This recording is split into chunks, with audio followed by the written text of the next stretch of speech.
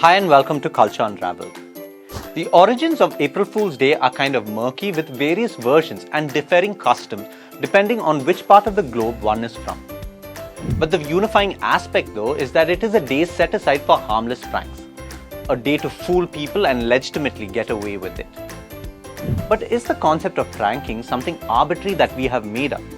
And if so, how is it that stories and narratives from almost all civilizations have trickster figures who play pranks on people? In Norse mythology, you have the famous Loki, who is a trickster.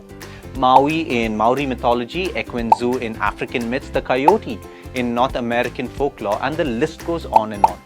Almost every civilization has trickster figures, which shows that the nature of pranks might not be arbitrary, but something inherent in us with a significant role to play. There are three levels by which we can analyze pranks and its effect on people. The first level is the harmless slapstick pranks, which has just pure entertainment value.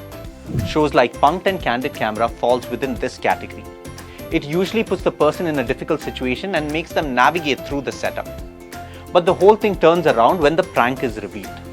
It is entertaining because somehow people get pleasure out of seeing another person squirm for a short while because they know that it will come to an end soon. The second level is exemplified in magic tricks and is best said by Robert Angier from the movie The Prestige.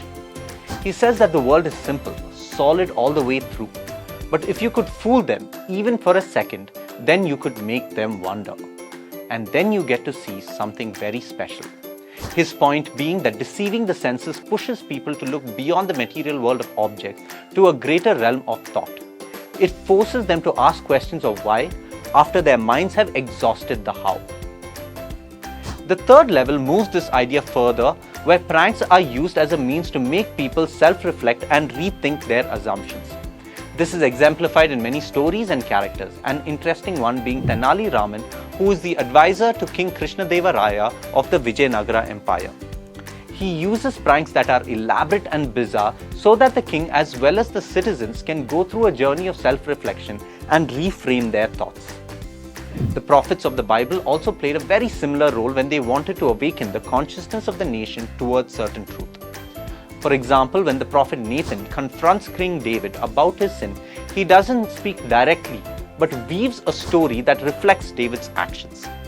When David burnt with anger towards the person in the story, Nathan flips it around and declares, "You are the man," forcing the king to come to terms with his own actions. So we see that pranks have many layers to it. It is used as a way to break the tension and make people laugh, but it's also used to push people to a higher realm of thought and reassess their assumptions. But it's definitely not a value hierarchy with each level greater than the other. The fact that simple pranks give us a few moments of laughter in a world that can sometimes be very difficult to cope with is reason enough to enjoy it and maybe pull some on others.